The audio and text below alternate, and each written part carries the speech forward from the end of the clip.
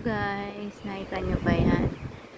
Kasalukuyang may bagyo rito now, pero wala pa siyang ulan. Malakas na hangin pa lang at mamayang 9 to 10 p.m. Magtataas po ang typhoon signal 8. So it means wala nang transportation nun. Suspended na, wala nang. Kaya maagang magpapauwi ang mga nasa opisina. Ganon kasi dito lagi nila inisip yung welfare ng mga tao. So maaga silang nag-prepare at nagsususpend para nakakapag-prepare sila. Yan, walang ulan pero may signal. Ang bagyo dito now is typhoon 3 or signal number 3. Tapos by 9 to 10 p.m. signal number 8 na.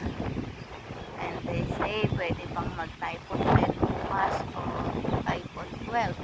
Wala pala. Dito ko sa sila sa hangin. Lakas ng hangin. Yun ang inaano nila dito. Binigyan nila ng signal. Kasi ang lakas ng ng alon. Yan, kaya ingat ang lahat. Yung mga naka-day off ngayon. Uwi na kayo ng maaga. Ako naman lakad-lakad lang. Pero nandito lang ako sa tabi ng bahay namin. At naririnig nyo ba?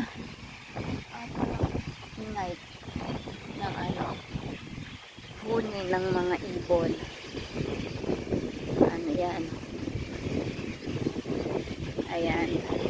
Naririnig nyo ba yan guys? Ang tunog. Naririnig nyo ba yung huni ng mga ibon? As in, sobrang nilakas. Ang dami nila. Ayan.